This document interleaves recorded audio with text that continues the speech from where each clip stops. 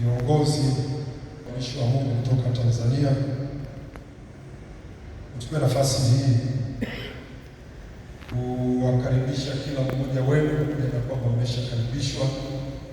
Nirudie tena kama mwenyekiti wenu kwa neema kusema karibuni.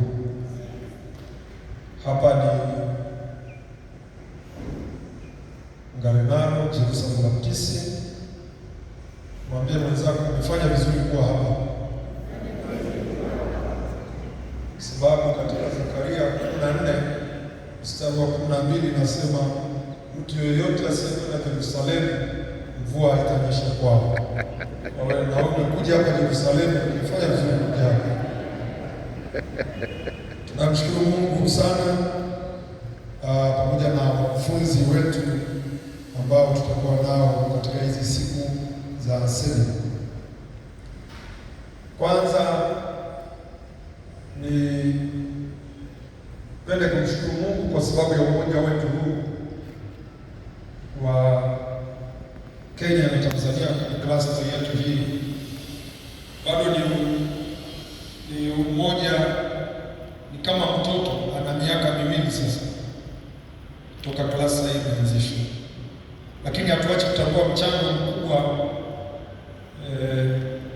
wa Bishop Maisha katika suala la umoja katika Afrika Mashariki hii. Tunajua nilisukuma kwa muda mrefu, nimekuwa kiongozi kwa muda mrefu kidogo sasa. Kila mara alikuwa akija mpaka zibrani nyingi kwa ndugu zetu wa Kenya. Mkutano huu ulikuwa ufanyike mwaka jana, lakini kama taifa la Tanzania tulipitia kipindi kigumu baada ya uchaguzi election yetu, na nipende kuchukua nafasi kutoa shukrani nyingi sana kwa ndugu zetu wa Kenya kwa maombi yenu.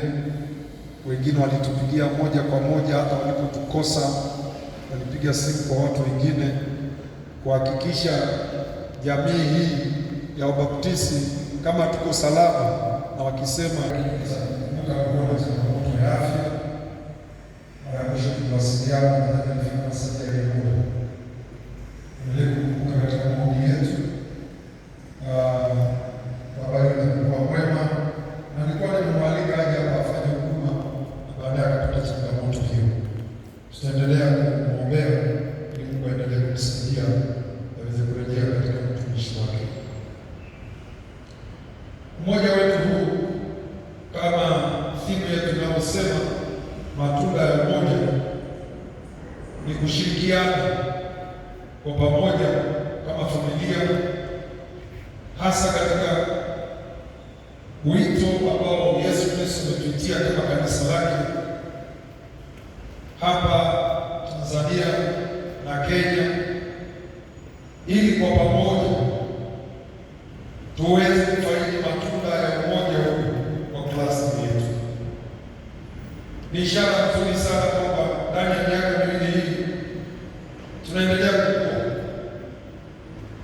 Pengine leo tukaona mapungufu tulio nayo, lakini naomba usiangalie sana mapungufu, maana mtoto huyu ana miaka miwili.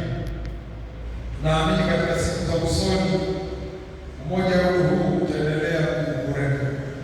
Shirikiana kwa pamoja, kuhamasishana na kutiana moyo, umoja utaendelea kukua. Bwana Yesu asifiwe. Umoja huu unalenga kushirikiana katika huduma na kufaidi mambo mbalimbali. Amewekeza karama mbalimbali, amewekeza baraka nyingi, ili baraka alizowekeza kwa Wakenya tuweze kunufaika kama Watanzania.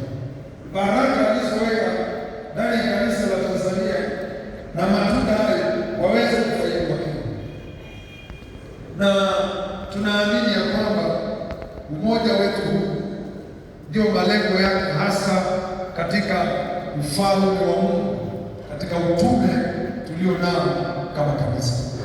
Bwana Yesu asifiwe. Moja ya matunda hayo ni sisi leo kuwa hapa. Tusingekuwa na umoja, tusingekuwa hapa. Kufanya nini hapa kama hatuna umoja? kwamba leo tuko pamoja. Moja ya matunda, tulikuwa Mombasa, ni mara yangu ya kwanza kwenda Mombasa.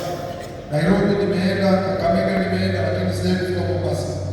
Lakini pia tunapata fursa